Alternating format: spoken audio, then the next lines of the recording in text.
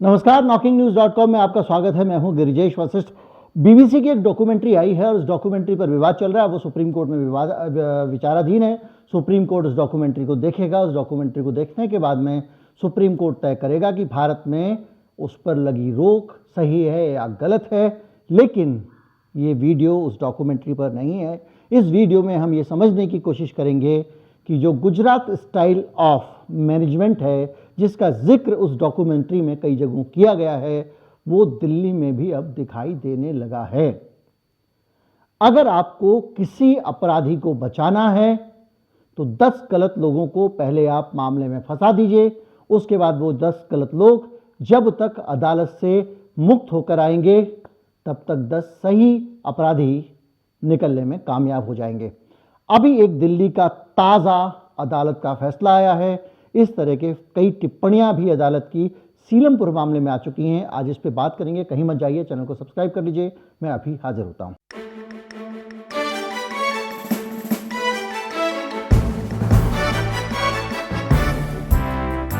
दिसंबर 2019 में आपको याद होगा एक भयंकर आंदोलन चल रहा था सीएए वाला, और उसी सिलसिले में जामिया नगर में एक हिंसा हुई थी, जिसके मामले में कई सारे चुन चुन के जितने भी नेता थे उन सब के ऊपर मुकदमा लगाकर उनको डाल दिया गया था जेल में। 11 लोगों को अदालत ने बरी कर दिया है और कहा है कि इनको झूठा फंसाया गया था। इन लोगों में शर्जील इमाम, शफूरा और बाकी 11 और लोग हैं। और ये जो मामला है, इसमें अदालत की टिप्पणी है बहुत खतरनाक है, और वो टिप्पणी अपने आप में भारत के देश के जो हालात हैं, इस वक्त का पूरा सिस्टम है, किस तरह से आम नागरिक असुरक्षित है, ये बताता है।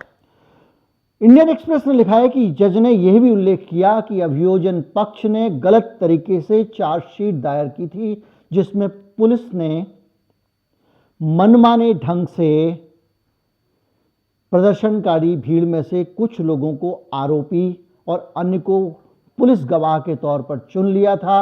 अदालत ने कहा कि इस तरह से चुना जाना निष्पक्षता के सिद्धांत के लिए हानिकारक है। इसलिए पढ़ के बोल रहा हूं क्योंकि यह अदालत का मामला है।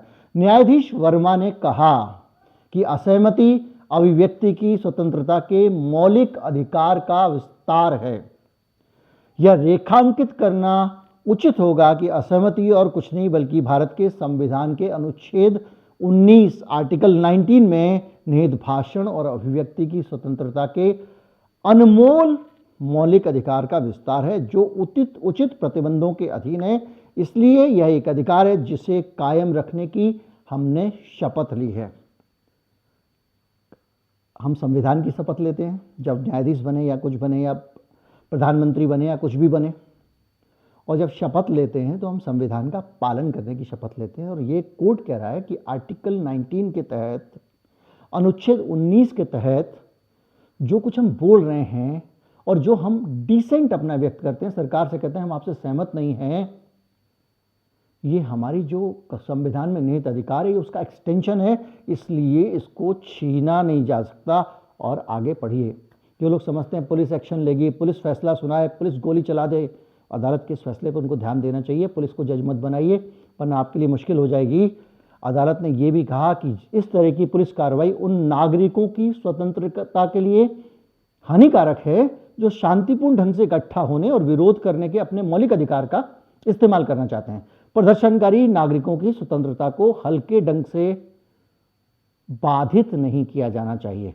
यानी जो लोग बोल रहे हैं उनको बोलने का अधिकार है, वो अपने आप को एक्सप्रेस कर सकते हैं। शाहीन बाग का धरना हटाने की मांग की गई थी, अदालत ने हटाने से इनकार कर दिया था, क्योंकि जो लोग वहां बैठे हुए थे उनका एक फ्रीडम ऑफ एक्सप्रेशन है। उसको दिमाग में रखते हुए आपको कार्रवाई करनी पड़ेगी। आप किसी देश की आज़ादी नहीं छीन सकते अच्छा करने के नाम पे। उच्चतम न्यायालय के 2012 के फैसले का उल्लेख किया न्यायाधीश ने और कहा कि अदालत की उस व्याख्या को मानने के लिए बाध्य है जिसके तहत अभियुक्तों के अधिकारों की भी रक्षा की जानी चाहिए। अदालत ने कहा कि जांच एजेंसियों को असहमति और बगावत के बीच के अंतर को समझना पड़ेगा। अदालत ने कहा कि यह भी असहमति को प्रोत्साहित करना जरूरी है, ना कि उसे दबाया जाना चाहिए। उन्होंने कहा असहमति की आवाज पूरी तरह शांतिपूर्ण और हिंसा के साथ नहीं होना चाहिए। तो 11 लोगों जिनके ऊपर चार्जशीट लगाई गई थी, उनमें से एक के खिलाफ तो अदालत ने कहा कि आप चार्ज तय करिए, बाकी लोगों को रिहा कर दिया। उन्होंने कहा कि पुलिस का एक चार्जशीट, एक नहीं बल्कि 3 सप्लीमेंट्री चार्जशीट दाखिल करना, मतलब बार बार ये अपनी चार्जशीट डाल रहे थे, उसको बदल दे रहे थे, जिसमें वास्तव में कुछ भी पेश नहीं किया गया। मतलब बार बार जब चार्जशीट में आपके दम नहीं होता था तो कहते नहीं हम सप्लीमेंट्री ला रहे हैं, उसको फिर बदल देते थे।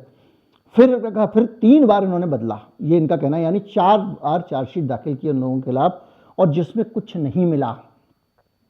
और उसके बाद जब कुछ नहीं मिला तो उन्होंने कहा वास्तव में कुछ भी नहीं मिला है तो ये फाइलिंग अब बंद होनी चाहिए, अन्यथा ये बाजीगरी अभियोजन के से परे कुछ और दर्शाती है, कुछ और खेल है। अदालत ने कहा कि इसका मतलब ये नहीं है कि आपको इनके खिलाफ मुकदमा चलाना है, बल्कि आप कुछ और खेल करना है। अदालत ने यह भी कहा कि पुलिस को आरोपी व्यक्तियों को बलि का बकरा बनाने और उनके खिलाफ आरोप साबित करने के लिए संसाधन जुटाने के बजाय विश्वसनीय खुफिया जानकारी जुटानी चाहिए और जांच के लिए टेक्नोलॉजी का इस्तेमाल करना चाहिए। उन्होंने कहा कि ऐसे आरोपों के खिलाफ झूठे आरोप पत्र दाखिल करके आप जो है वो अपनी खाल बचाने की कोशिश कर रहे हैं और इस चक्कर में असली अपराधी छूट जाते हैं। देखिए, ये एक इत्तेफाक मान लीजिए कि दिल्ली पुलिस ऐसे व्यक्ति के अधीन काम कर रही है जो बहुत सारे जिनके ऊपर आरोप लग चुके हैं, गुजरात को लेकर, दूसरी चीज़ों को लेकर, और वो देश के गृह मंत्री हैं। तो जो स्टाइल ऑफ वर्किंग है दिल्ली पुलिस की, और ख़ासतौर पे दिल्ली पुलिस के जो अधिकारी आते रहे हैं वो भी कई उस बैकग्राउंड से आए हैं और कई उनके अलग अलग तरह के संबंध हैं, उस पर डिटेल्स में मैं जानना नहीं चाहूँगा।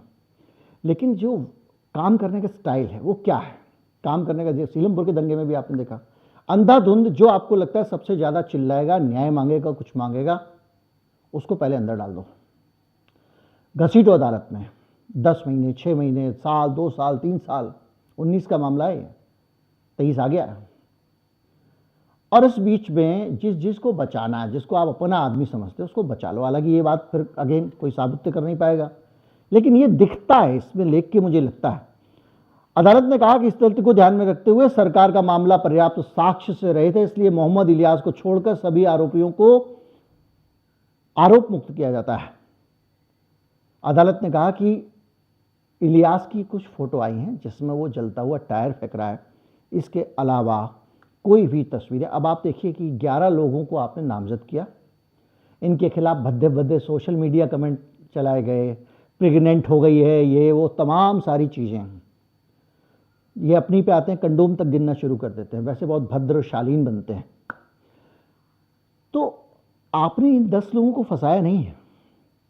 इन 10 लोगों को तो अदालत से राहत मिल गई, लेकिन उनके उन अनमोल 3-4 साल जो उनकी ज़िंदगी के हैं वो सब में वो फंस चुके हैं हर जगह। अब वो सीलमपुर दंगा कहाँ और कहाँ जामिया, उन दंगों में कई लोगों के नाम इधर वालों के डाल दिए गए थे, शाहीन बाग वालों के।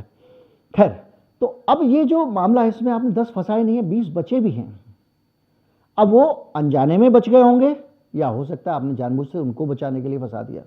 लेकिन जिस तरह के सोशल मीडिया कैंपेन, भद्दे भद्दे आरोप लगाना, घटिया घटिया आरोप लगाना और इस तरह से करके देशद्रोही घोषित कर देना, ऐसी हालत बना देना कि लोग पिस्तौल लेके निकल पड़े उनका मर्डर करने के लिए, हमने ये भी देखा सड़क पे।